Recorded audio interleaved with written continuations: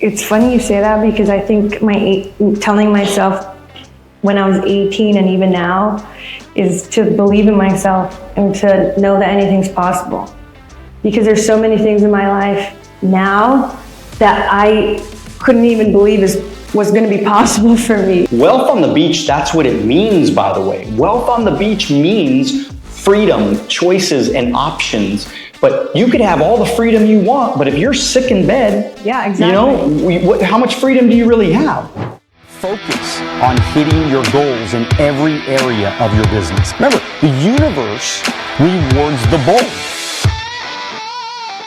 You are a nurse practitioner, right? Right. Okay, so how long have you been doing that? Well, I've been a nurse since 2009. I was done with nursing school December 2008, then did my boards in January. My grandma actually passed away, so I didn't take my test right away, but then in February 2009, I did my nursing board. Okay. And then I went back to school in 2013, so I don't even know how long.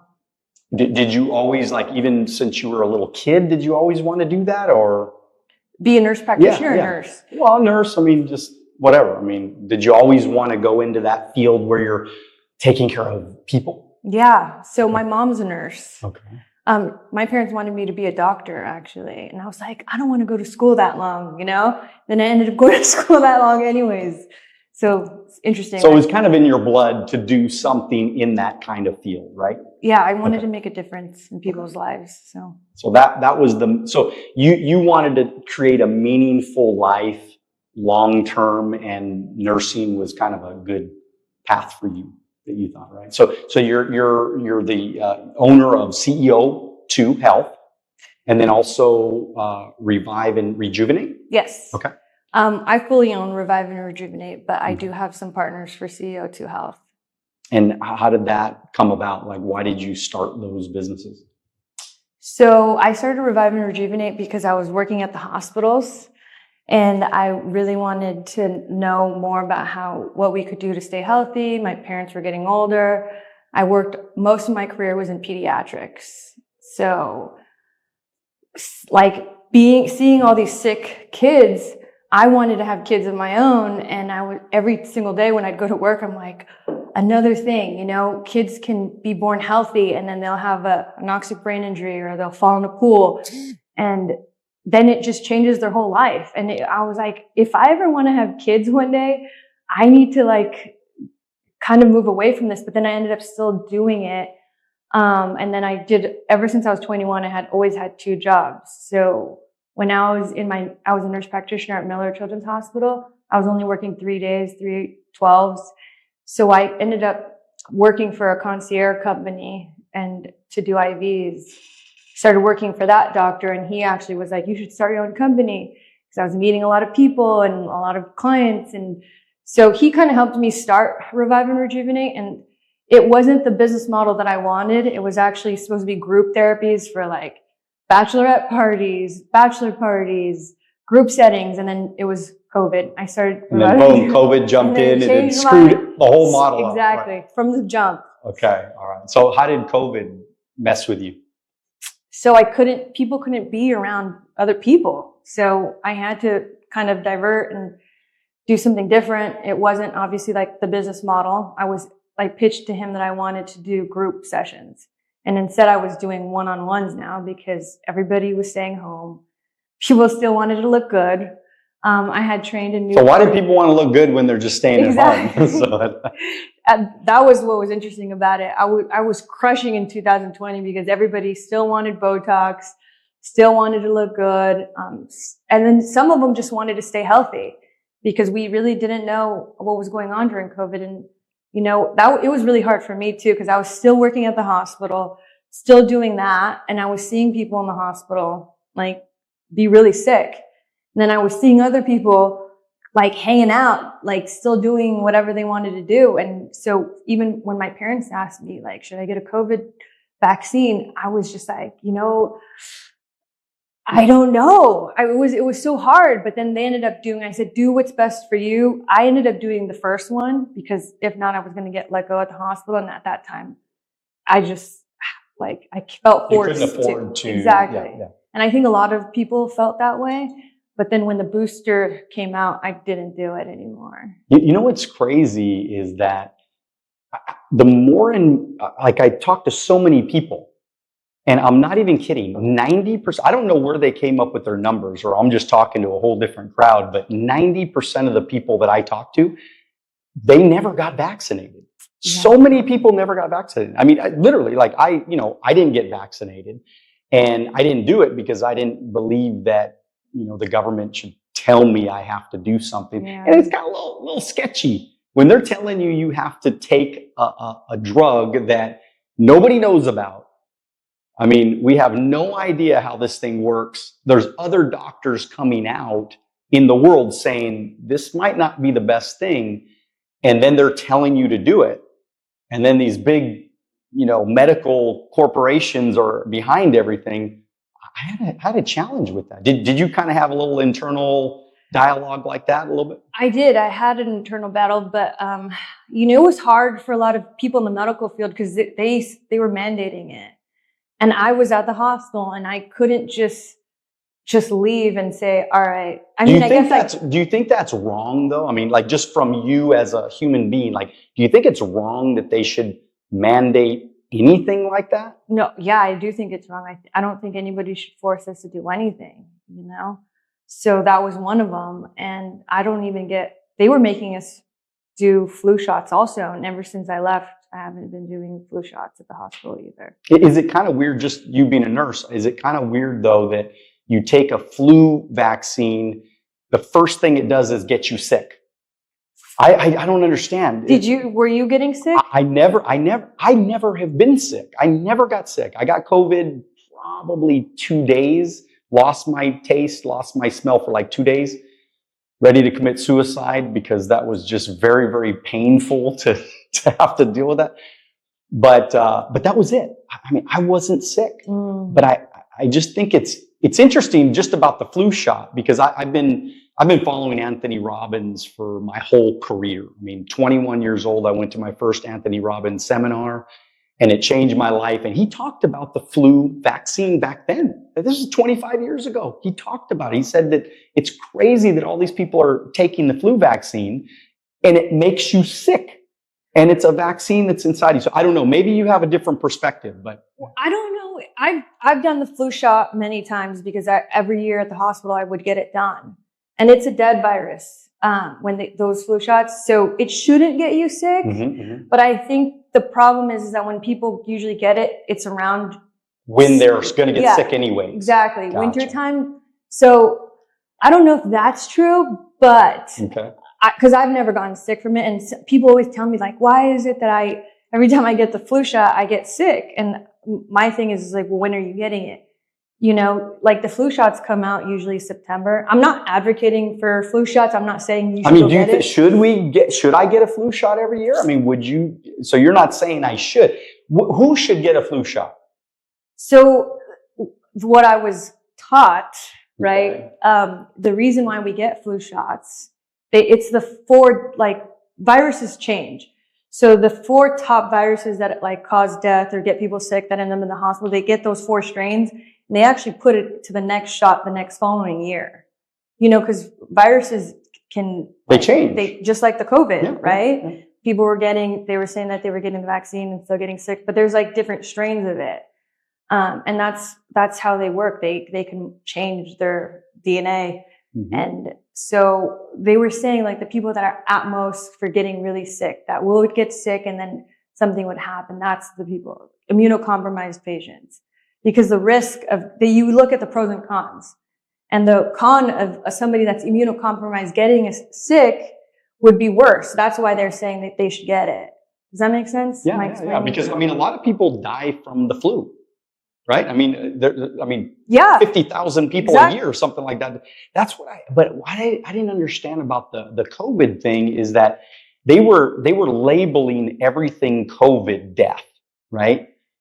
And I feel like it has to do with a lot of insurance. I don't want to really get into the politics about But insurance was kind of behind a little bit. Well, the government was funding hospitals for COVID deaths, right? They were giving it to them. So I think a lot of them would test everybody.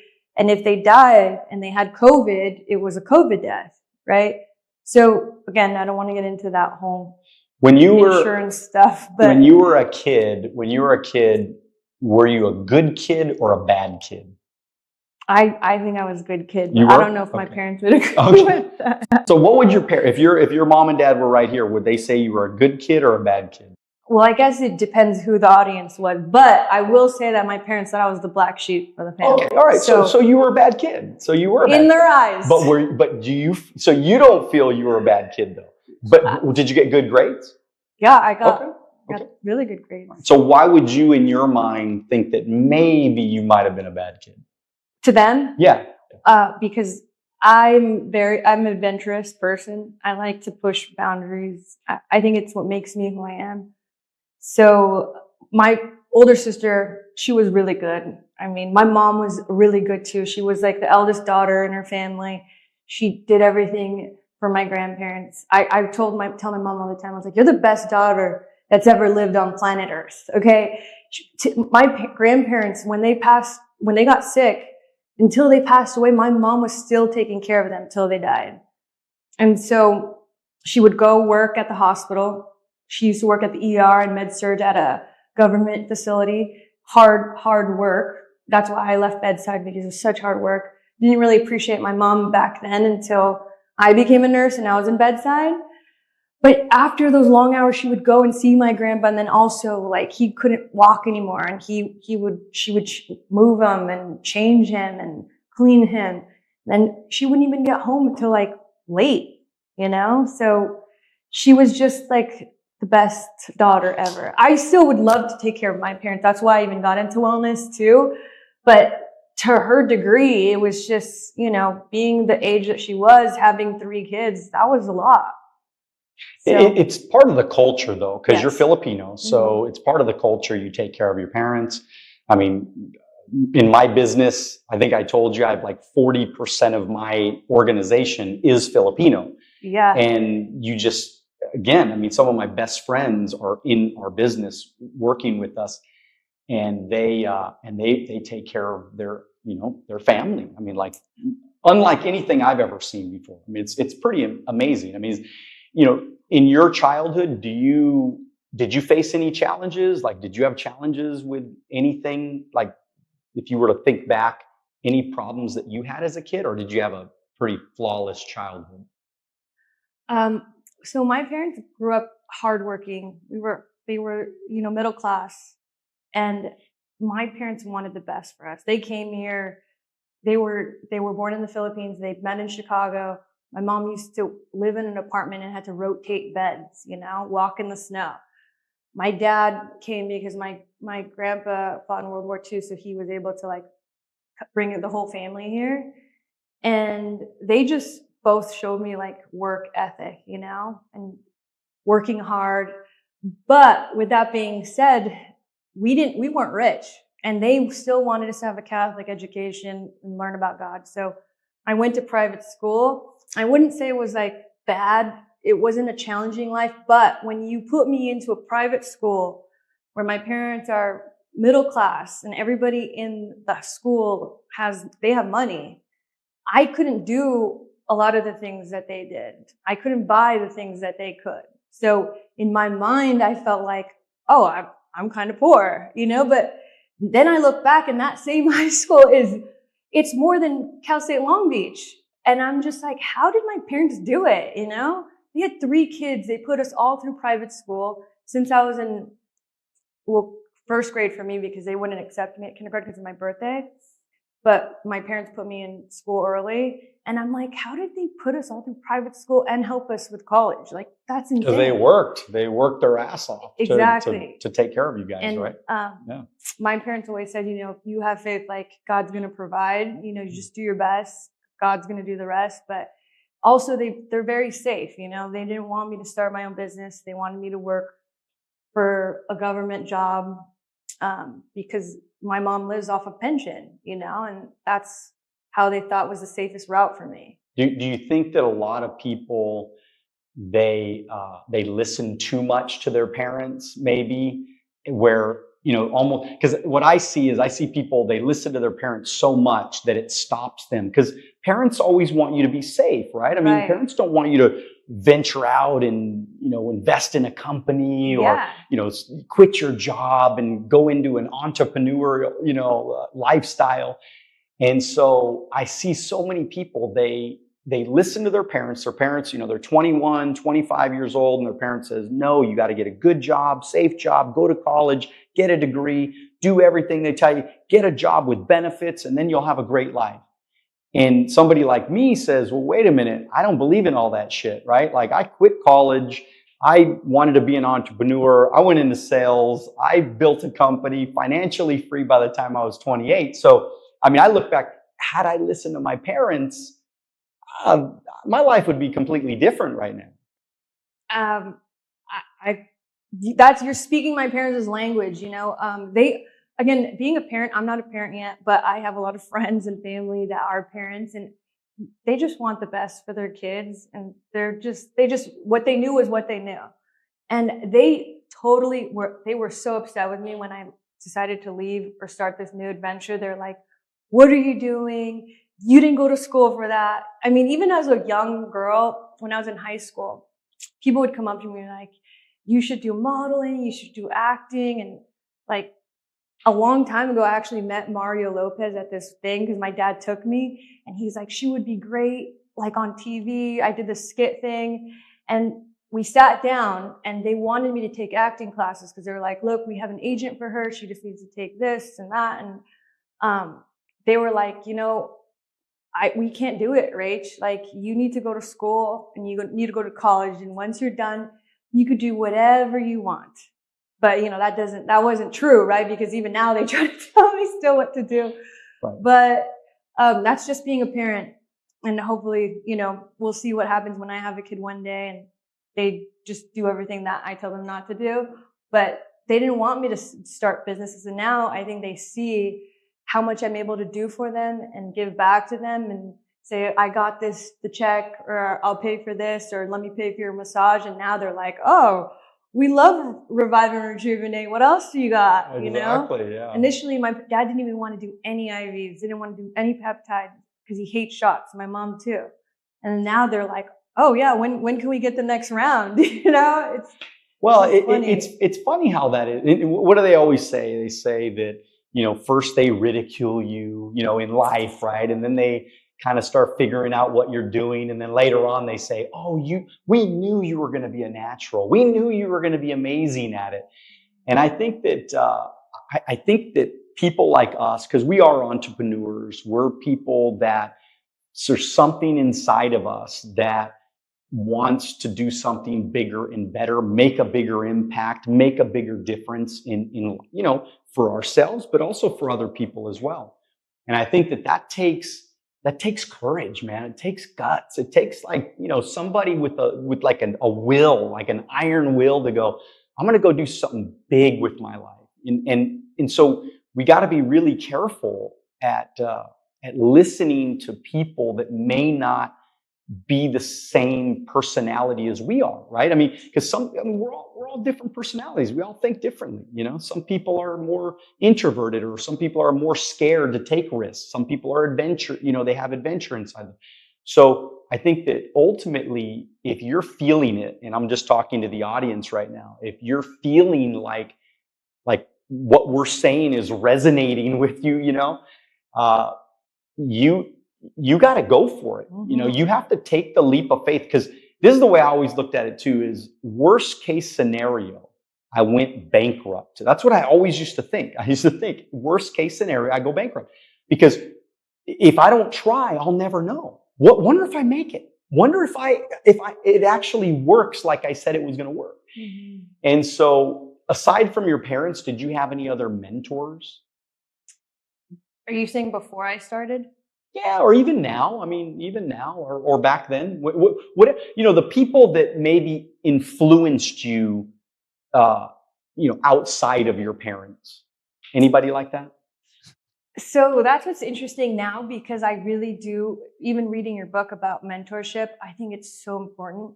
But I didn't really have anybody in my life growing up that started a business that was brand new, that was successful, So My dad was in a business with my grandpa when we were young, but he kept traveling so much. He was like, they were importing and exporting car parts.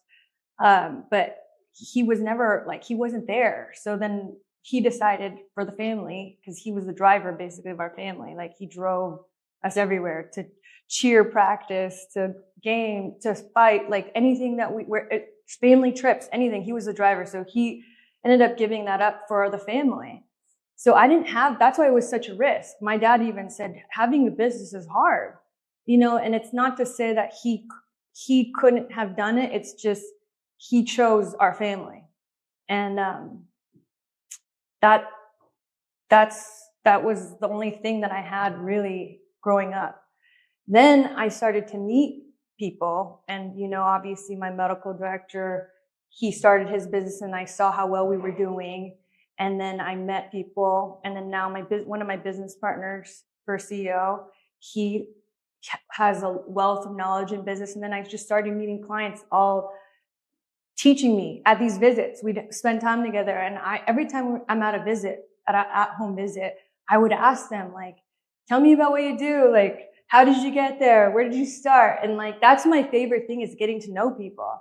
And I think learning about so many, like all these successful people and where they started, some of them didn't have anything. And that's kind of what encouraged me. It's like people started from nothing and they were just so passionate about it, kept doing it, that they built something great, I mean, it's amazing. I mean, thank God they don't put you in jail for going bankrupt anymore. They used to have debtor's jail like 150 years ago or something. And now you can take a chance. We live in the greatest country in the world where you can take a chance. You can go for it. You can try.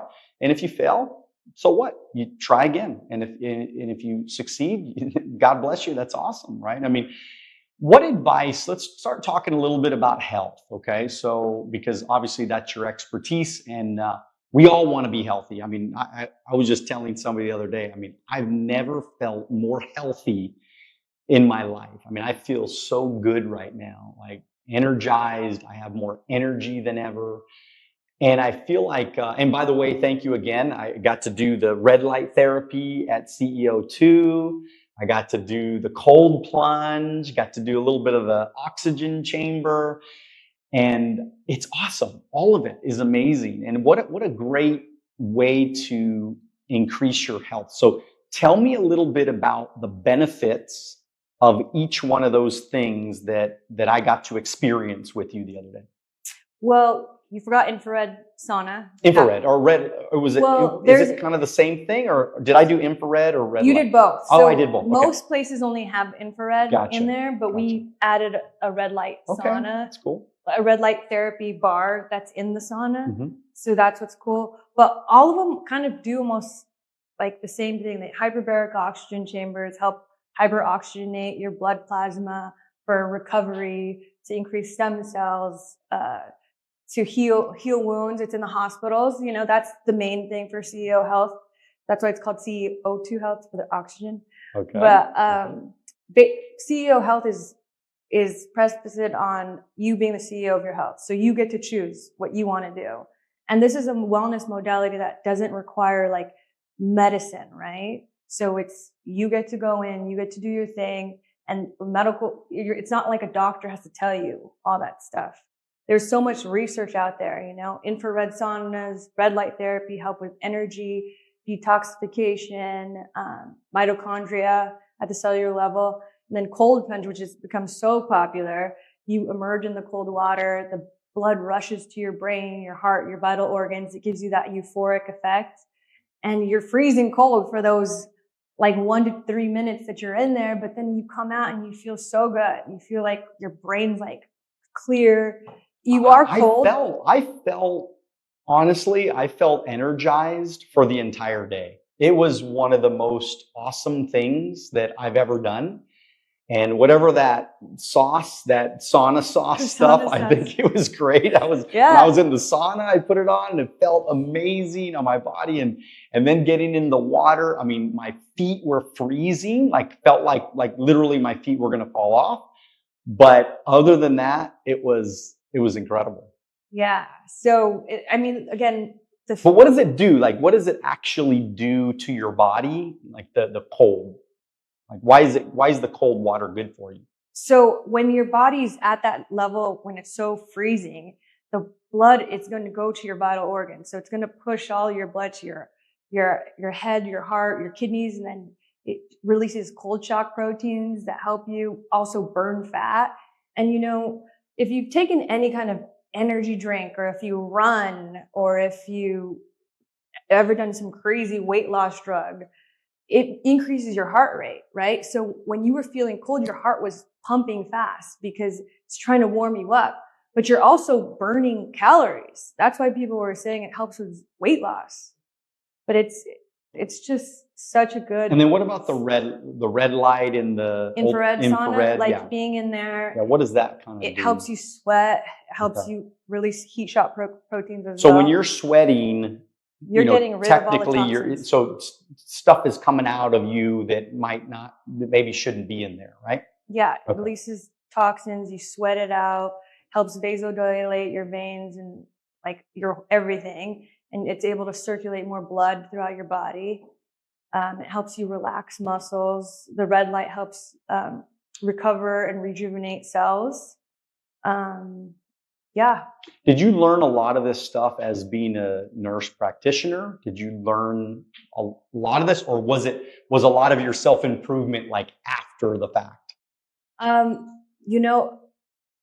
I didn't learn any of this Really? in nursing school. Really? None of it. So I've learned a lot from like people's podcasts and like meeting clients and learning what they do, and then research on my own. There's so much knowledge out there to read and to learn about. Is there like a book you'd recommend, or is there a podcast you recommend, or is there a video YouTube channel that you'd recommend? I mean, is there anything that you kind of, like I was saying, I followed Anthony Robbins my entire career. I think it really helped me understand my brain, and helped me understand making choices and influencing and just overall health, actually.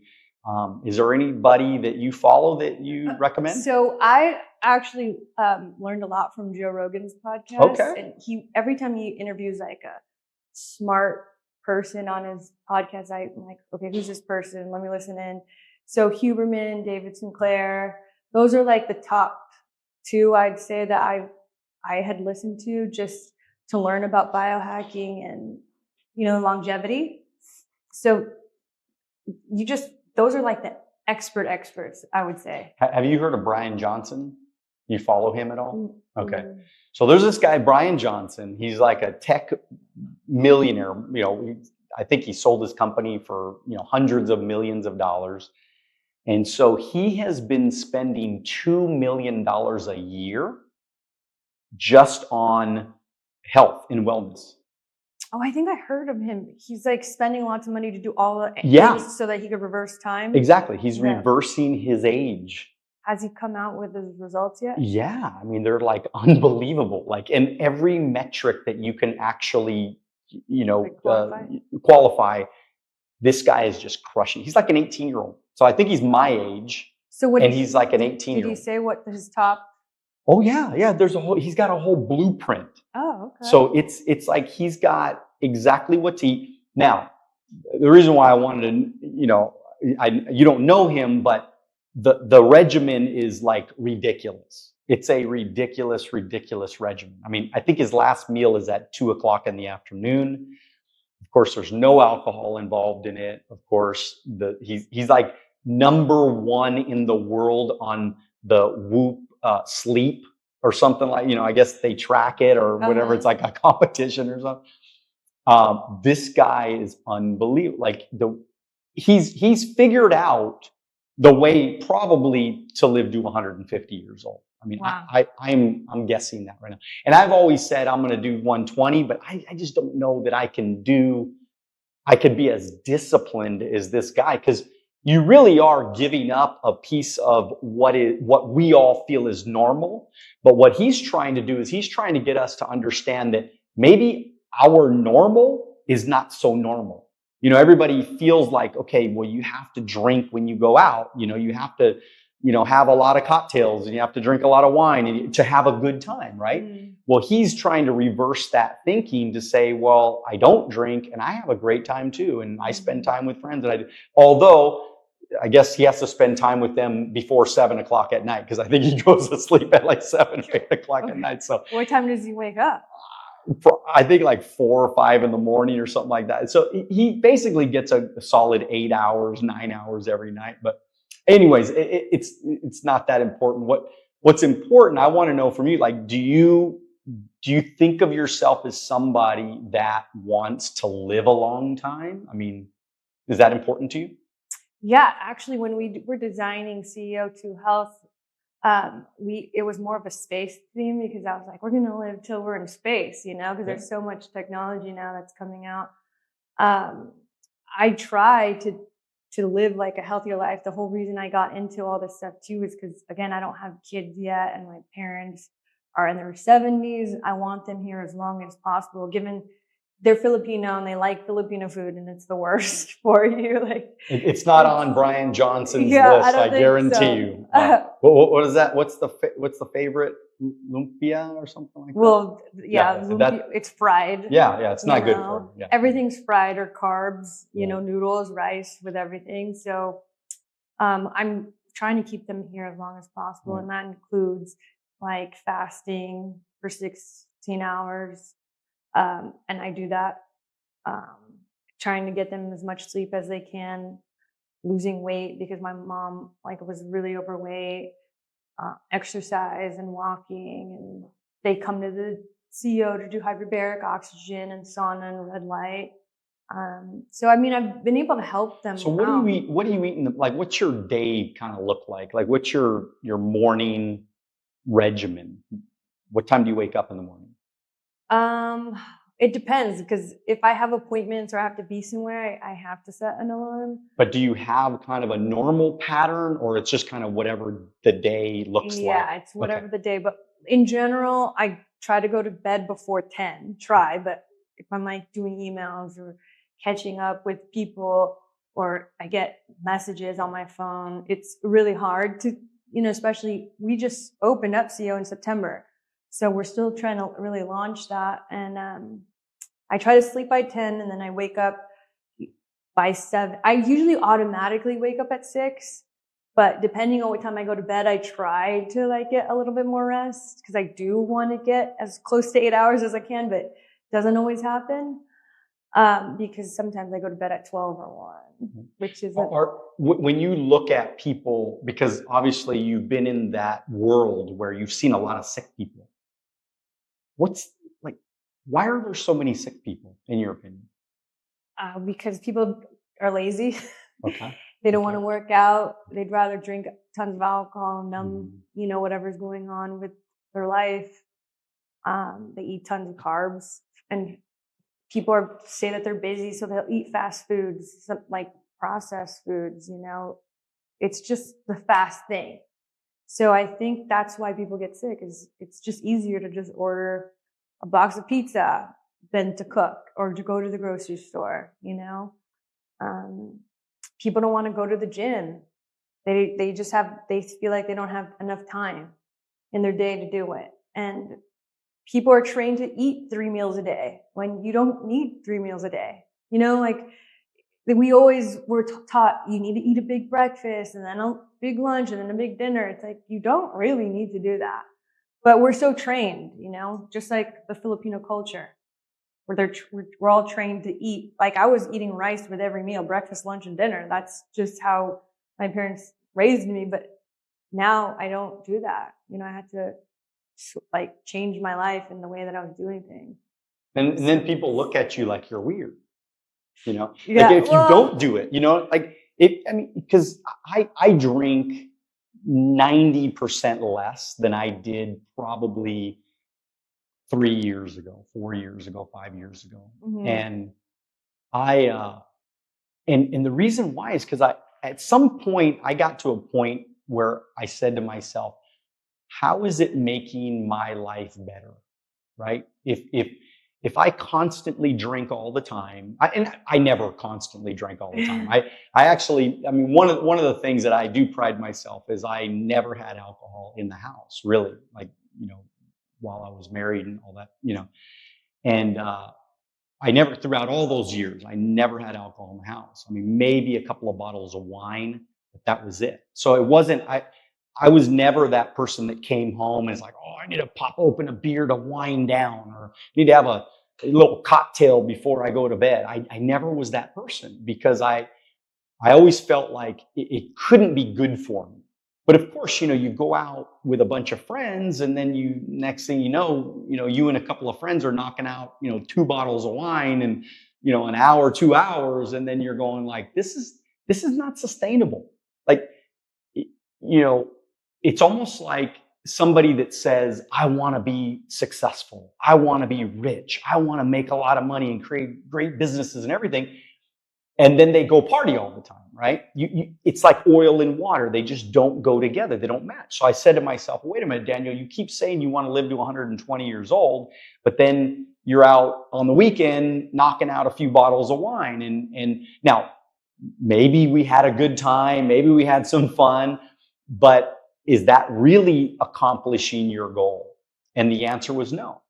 And so I said, what, I think I'd rather not drink. And so I don't drink very often. I mean, every once in a while I will, but it's way less. I mean, how does alcohol, I mean, as much as I mean, when you think about being in the hospital and seeing people, sick and things like that, I mean, how much does alcohol play a part in longevity? Well, I don't think alcohol is good at all. I tell everybody that it's actually the worst drug. It's like a poison. You're poisoning yourself. Do I still drink alcohol? Yes, I enjoy cocktail every now and then. But like even now, I do think in the beginning when I didn't want to drink, like people would look at me like I was like, what? Why doesn't she want to drink? But I just let people do what they want. If they come to me and they ask me, how do you do this? They all know it's like, you need to cut the alcohol. Like that's one of the first things I tell them. I don't think it's like the best thing for you. I think there's other things that you could do socially, like even psychedelics and mushrooms now that have become like more popular. That's better for you than alcohol. And, like I know people that suffered from alcoholism and like it just never goes down a good path, and what's funny is I have tons of alcohol in my house and I never drink it. It's just there because I have like people over and they all want to bring alcohol. That's what they want to do. And a lot of people commend me for like, oh, you look great. You look so young. And it really is because I don't drink a lot. Because you just turned 75, right? Did Exactly. you say you just turned 75? So you look great for 75. Exactly. Awesome. So anyways, go ahead. That's a secret right there. Yeah, but I don't drink a lot. I think it is a social thing. I think it's one of those things that people make you feel weird if you are not part of it. And like even getting together with friends, everyone's like, let's do shots. And it's hard to be that one person who's like, no. So it's a stigma. It's kind of like if you're Filipino and you don't like rice, like what's wrong with you, dude? Yeah, you know what I mean? It's like you have to like rice, But I think that that is hopefully at least part of my mission in the future is I want to be one of those people that try to make it more of a standard thing that you don't drink. Like, for example, one of the things I've been doing is I love those little nootropics drinks where they're non-alcoholic, but they kind of give you, kind of a calming feel and they're just like a chill little cocktail that you can drink, but there's no alcohol in it. But it's got all kinds of superfood, it's all kinds of benefits, but it looks like a cocktail.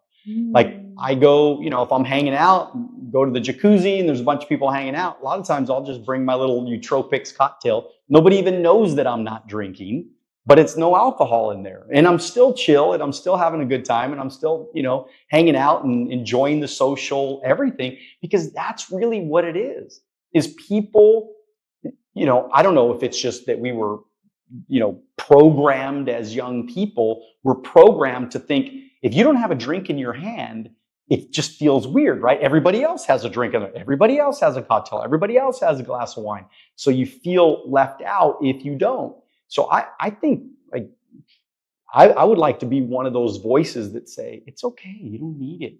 If you want to, go for it. I don't care. It's everybody to each their own, right? Everybody wants, if you want to have a glass of wine, God bless you. Because if I want to have one, I want to have one. So I don't want anybody telling me I'm bad for having one, but they also shouldn't say I'm bad for not having one either. Does that make sense? Yeah, I don't know. For me, I think when I say no now, people are like, cool, it's cool. Like they're not gonna be like, no, you have to. Whereas when I was actually younger, they were like, no, you're taking this shot. And I was like, fine, Now I'm just like, no, it's like, or I'll have one and be like, I'm done for the night. And they're like, all right, cool. So what's when you think about your future and you think about the next movements of your companies, of your life, of the things that you want to accomplish, what sort of things do you really want to accomplish for your life? So I would love if there was like different places of CEO everywhere, where we're traveling and you're going to Miami and you're like, I have a membership and I can just go and pop in. And because it's, hyperbaric oxygen is good post traveling. And I want it to be self-ran so that people have access to all this, because usually before it was only in the hospitals. So they had these softer chambers that like LeBron James has used, or Terrell Owens, and they're the bag that goes to like mild pressure. But now we have hard shell ones, and I would love that. Infrared and saunas and red light and cold plunge. I want to be able to go to the big cities like Scottsdale, Nevada, Miami, everywhere, New York, Boston, and then maybe internationally, that everybody has access to like wherever they want to go, they can go and use it. And it doesn't have to be a doctor prescribed thing. It could be, I'm in, I'm out, get your session in. Because I really do believe it does help make people feel good and helps them rejuvenate and like even get rest and relax, where they feel like, oh, I just did this whole wellness service. I don't need to go get trash and drink. Or even if they did, they go and recover there and take out all those toxins, Imagine like being hungover and the next day getting into a cold plunge. That would cure your hangover. Real fast. Yeah. And so it's almost like you're thinking about, okay, I want to build like a franchise. I want to build where these things are all over the country, all over, in real populated areas where people can go and they have a membership and they go whenever they want, anytime, almost like having a gym membership, right? So is that kind of your vision for it? Exactly. Yeah. We have somebody in Seal Beach that's already interested in a franchise, so we'll see. Okay. But we do have chambers in Laguna Beach. It's on our website. And then Beverly Hills at a spot, and then Hollywood. So when you think though, just kind of entering into the world of business, did you make any mistakes? Like what were your mistakes? If you could go back and change anything the last 2, 3, 4, 5 years, or even 10 years, is there anything that you would change? Are you talking about CEO or Revive and Rejuvenate? Whatever. Just you being an entrepreneur, businesswoman, successful. Any mistakes that you made? Oh, I'm perfect. Because because I could be here all day telling you about my mistakes. Far from perfect. No, I think working with the right people is always a plus. There's going to be people that want to work with you, but then you have to really weed out people that really want it and the people that kind of want it, but they just like the stuff you're doing, but don't really want to work. That's one of the things I think you really need to finding dependable people. Yes, vetting the people that you do work with. I tried to always do everything because I wanted to have so much control over everything, but you need to be able to delegate because I can't be in control of every aspect of everything. There was so many hiccups that happened, but mistake-wise, I think everything was just... What were some of the hiccups that you had? Like, what were some of the speed bumps? Well, I'm a concierge service, so I would go to people's homes, I would leave all my medical supplies that didn't need to be refrigerated in the car, and my car got broken into, and somebody stole all of my stuff. There was so much medical equipment. That was terrible. I had packages that were supposed to be sent that got lost in the mail. So I lost a lot of money. I had cash in my car, which was stupid because one day I was so tired. Somebody wanted to pay me in cash and I left it in my car and that got stolen. Gone. Yeah. Good old Los Angeles. Was it in LA? Was it in LA? It was in Long Beach. Long Beach. Okay. It was in Long Beach. So. Gee, well, that's what happens when you're cruising in the hood of Long Beach.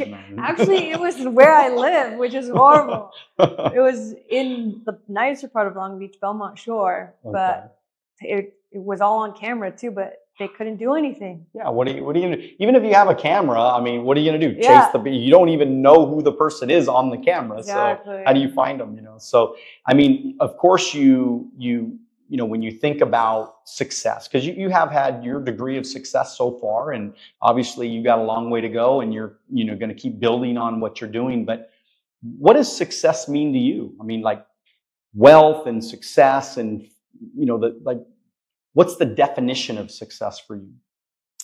So I feel like I am somewhat successful in the sense that I love what I do. I could not imagine doing anything else. I couldn't be sitting at a desk from 9 to 5. And I'm not saying that's bad for the people that do, because, people climb the ladder doing like the corporate thing. But what I did learn from me, I dated my ex used to be a police officer and I was a nurse, and I was like, oh, cool. We have the ability to just work wherever we wanted, and we're never going to lose our job. And then turns out they're laying people off, and they're laying officers off, and there's no work for us too. So it's crazy. And so for me, I love doing what I do, and I know, like, every single time I work harder, I just do better, right? So if I control how well I do, and I feel like I'm successful in that because I like to do what I do, and I'm a hard worker. I still don't feel like I'm successful, like I would say you or the other people that I admire in the business world, because I'm still running around doing so much.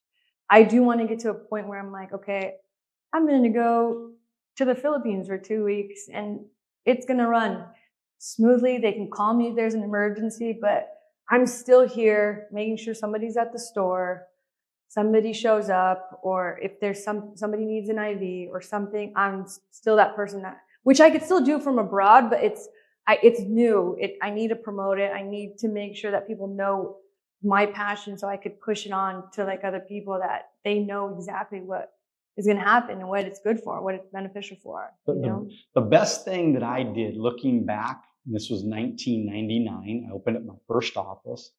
Where I spent a lot of my time. So I was still selling, I was still out in the field, I was still recruiting, I was still training, I was still doing everything.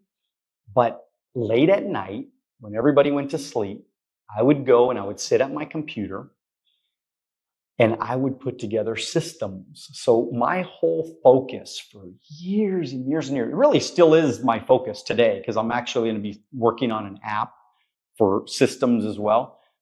But the thing that changed my life more than anything was replicating my process.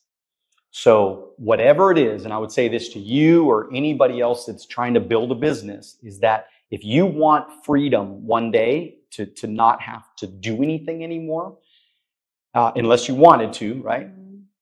You have to create a replicable, duplicatable process. And that means that, like, I was making tapes back then in 1999, audio cassette tapes. Then it came out to be CDs, and then CD-ROMs, and then DVDs, and then websites, and then, of course, YouTube channel, and all. Like, I've just adapted the entire time that I've been in business. And what changed my life is that I was able to early on create a system that I can just give to you. You're one of my agents. I just give to you and then you learn it, right? You go learn that process. You listen to it every day in your car. You watch me on YouTube. You listen to my DVDs. You read my manuals, right? All that kind of stuff. So I spent so many hundreds of hours putting those together. But the reason why I was really free at 28 was because my business, we had, I don't know, maybe 5 or 6 or 7 locations at that time. And then what happened is that all my systems were out there. So like even right now, I'm talking to you right now, somebody in my organization, 1,500 agents, somebody is listening to me, watching me, reading me somewhere in that organization, right? In our organization. So that means I'm duplicating me. So people, I mean, I have agents that I've never met in my life. I've never met them before. I don't know their name. I don't know who they are. And they're in South Dakota somewhere writing a sale with a client using my system. Isn't that kind of cool? That is right? awesome. Congratulations. That's the beauty of replication and duplicating a process that works. So like for you, you write down the top 10 things that need to be done every day. And then you make sure that you build systems. Like you should make videos. You sit in front of a camera and make a video on how to do this. How do I talk about this? How do I create this? How do I set this up? And that way, all you have to do when you hire somebody new, all you have to do is say, here you go. Here's all my videos on my YouTube, private YouTube channel or private Facebook group or whatever. And then you're like, okay, all the videos are there. Just go watch it. I mean, even to this day, I do a coaching program every Wednesday morning. And every time we do the lesson, I just post it up on the private Facebook group for our agents. So anybody can go in there and watch anytime they want to watch me on every subject imaginable. I mean, literally, I've been doing it for 4 or 5 years, every single Wednesday morning for 4 or 5 years. Imagine that. How many videos? That's like 200 videos or something like that. So do they pay to be part of the Facebook group? Well, my agents don't, but there are a lot of people that are outside of the group. Like if you're one of my agents that work in my business, then of course you don't have to pay because when you write sales, I make money. But if there's somebody that is not in my organization, yeah, they pay like $100 a month. So it's not even a big deal, but it's just that. So the point I'm trying to make is the replication for you or anybody that's trying to create a business that they want freedom. Because I get what you're saying. Your definition of success is so, I've heard it so many times because we all want the same thing. We want the freedom, we want the choices, but we also want to do what we love too, right? I mean, I can't imagine not talking about financial services. I love financial service. I love talking about money. I love talking about coaching. I love talking about building businesses. So I love what I do, but I also have created an environment that I could be free where nobody needs me anymore. So does that make sense to you? No, that's the dream, I think. That's it. Right? That's it. The dream is. I feel like in addition to what you're saying, I think women, I meet a lot of businessmen, men. There's not a lot of women that I come across that have the same passions as I do. But the women I feel like that don't lose purpose and have something for them where they feel like rewarding and fulfilled, those are the women that I feel like are happy and feel well-rounded, not just with their kids, but they can have both. I want to be able to show women they can have a passion and they can be a mom, and for me, I mean, this is more personal, but I saved some eggs just to make sure that I can also show that women can have both. Like they don't have to just choose. They can have financial freedom where people are working for them and they could still be a mom and they can be present and they can still go to the events. Do you feel that it's hard right now for a woman to make it in business though? Do you feel that it's hard?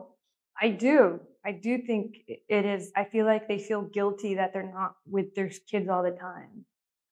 But my mom, she worked a lot, and I knew that she was doing that for us. And I didn't really understand it, like I said, until I was a nurse myself. But I'm like, how did my mom work like bedside for that many years? and to deal with, sick people at their vulnerable state where they're like, they don't know what's going on. So they're just going to attack people just because who else are they going to blame for their situation, So, and then they're the ones at the bedside, because the doctors, they come in, they see the assessment, they look at the labs, and then they make the recommendation and they go to the next person. The nurse is there through and through, And I think that's what makes it awesome for me to be the nurse practitioner, where I can still prescribe and I could also still do the IV. I could do all of it. Like everything for Revive and Rejuvenate, I could do every single, like from ordering products to doing the IVs to even knowing the business part of it. And so with CEO, like I said, that's a wellness brand where I knew, okay, I'm going to need help in the business part of it, because for me, it was just me. I controlled everything. Now it's like, okay, I need to share some of the responsibility so we could have it everywhere, and everyone that's been there has given me like positive feedback about how they feel. And it's so rewarding, even when you were telling me you felt great after the cold plunge, that made me so happy, so. Well, you're definitely making a difference. I mean, looking back in the last couple of minutes that we have, though, looking back, what would you say to your 18-year-old self? I mean, is there like, what kind of advice would you give yourself looking back? It's funny you say that, because I think telling myself when I was 18 and even now is to believe in myself and to know that anything's possible. Because there's so many things in my life now that I couldn't even believe was going to be possible for me, So yeah, believing in yourself is huge. I was just pulling up something right now. I wanted to ask you do you know anything about NAD at all? What? Nicotinamide adenine dinucleotide. Yeah. What is that? So that's one of our biggest like anti-aging IVs. It's a coenzyme that helps with energy metabolism. So once we hit 30, it starts depleting. So we're giving you a supplemental. So it helps with cognitive function. People use it for even rehab patients that have addicted to stuff. So they help energize them. When you do drugs or a lot of alcohol, you deplete a lot of it. So I do it every month. Oh, really? So you shoot it up every month? I do it every month. Really? Yeah, once a month. If I could, I would do it twice a month. Really? I think. Well, what other things? Because you didn't shoot me up with anything, so I thought I was getting some sort of like. I know we should have I thought I was today. getting shot up, You're not man. Yeah, I thought I was gonna do some hardcore longevity drugs. Yeah, peptides. Peptides are really famous for just muscle building, weight loss, healing. That helped my dad with his neck. They told him he needed surgery. I just shot him up with some BPC 157. But the FDA kind of shut that down now, so a lot of the pharmacies aren't using it anymore. But it saved his neck. Okay, I got a question. What about bee stings? What do you know about bee stings? Do you know anything about that? It's like a thing. Like people are getting stung. I don't know if you've ever heard of it, but they have like these, bees that the guy comes and brings the bees to your house and they sting you. I'm allergic to bees, so that wouldn't. Well, that wouldn't work for you. But the people that aren't allergic to bees, and they're saying that bees are incredibly healthy for your body. Like it's curing all kinds of shit for people. Like it's crazy. But you never heard about that, though. No, but okay. What I will talk about is I think stem cells and exosomes are legit. Okay. And I've treated people, and I'm, again, it's regulated. They're trying to shut down stem cells. I think exosomes now are going to be able to be sold, and I've treated clients anecdotally that has recovered from really strokes. It's too much to say on like this because people will record it and be like, she said that this was gonna, but I've seen people get cured from back injuries, from again stroke patients. So it's exciting. I'm happy to be involved in like everything that's coming up. Well, to learn all these new ways of creating a better body, a better, your thinking is better. I just think hopefully people, whatever it is that they do, they start in my opinion, they start drinking more greens. Like, I'm a big advocate of greens. Like, you got to drink greens. You got to eat greens. I just think that, keep your weight low. I think people overeat too much. And you kind of had mentioned that. I mean, because people ask me all the time, because I don't look my age either. And so, and I'm proud of that. And and it's discipline too, because, my whole life, I've always, you want to eat this giant meal because it looks so good. But then I always thought in my mind, fat people are sick. They are. I'm sorry. Nothing against people that are overweight, but when you're obese, you're going to get diabetes, you're going to get heart disease, you're going to get all kinds of crap. And so it's like, you got to limit the amount of intake, and everybody wants to lose weight, but it's just mathematics, right? If you're burning more than you're taking in, eventually you're going to lose weight.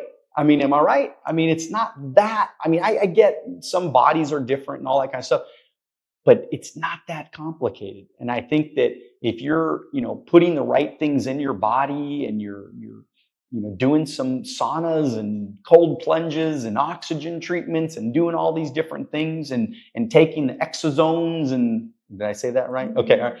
So, and doing all these different things, that's how we're going to create better, more healthy bodies, in my opinion. And I'm not a doctor, so I don't know, but. Yeah, no, you hit it on the nail on the caloric intake, but I will say it is harder for obese people to get the energy to start. And I think that's the most difficult thing for them. I do have some things that I can give them to give them the energy, but it's because they don't feel good. So when you don't feel good, you don't want to go. I don't like to go work out. It's a lot of discipline. I don't like to go, but I go. And then after, I'm like, I feel good. But you said it right now, though. You said it right now. They don't feel like doing it, so they don't do it. Exactly. Right? So the difference is the mindset, yeah, right? it's the discipline. It's the discipline. I don't like cold plunges. I hate going. I hate wanting to do it, but when you I do it, never regret a single time I've worked out or I did a cold plunge. Because I always feel great after. And that's the thing is, for me, it's like I want people, again, to feel revived and rejuvenated from the inside out, not just let's make your face look better, So that's what it is. I started that too when I was like training in Newport at an aesthetics place, and everyone was overweight. And I was like, cool, you guys have tons of filler and nice skin, but like you guys are all, like, not all of them, but they were all overweight. Right. Hope they're not listening. But it's true, though. It's true. We gotta get our health in order, and I just, hopefully, look. I do these podcasts. I want to make a difference somehow. Whether it be financially or mentally or physically. Wealth on the beach. That's what it means, by the way. Wealth on the beach means freedom, choices, and options. But you could have all the freedom you want, but if you're sick in bed, yeah, exactly. How much freedom do you really have? Not very much. Health as well. Health as well. Totally. Right. And so I just think that we could have that voice to say, hey, maybe you can take some different, make some different choices. And if you make some different choices, then your life is going to be different. Yeah. You're going to have a better quality of life if you get more disciplined, you get your mindset right, and you make different choices. That's what it comes down to. So tell us, maybe talk to the camera a little bit. I know it's a little weird, but tell everybody like how they can get a hold of you, and how they can reach you, and how they can connect with you somehow, because a lot of people that are watching this are going to be like, all right, I want that therapy. I want the cold plunge. I want to try it out and all that stuff. And then they can come see you. So tell us how to do that. Okay. So Instagram is really good. It's Rachel, spelled RACHELLE .Ramiro. My last name is RAMIRO. That's my Instagram account. My business line is 424-202-4387. That's how you can get a hold of me. And email at Rachel@CEO health.com. You have a special little gift for the people that are watching Wealth on the Beach podcast. So could you share that with us? So we have a hyperbaric oxygen chamber in Orange County. It's at Laguna Beach Wellness Spot. It's called Tulsi Wellness. And if you guys come in and mention this podcast, you get $150 off your first chamber session. Badass. I'm going right now. I'm doing it right now.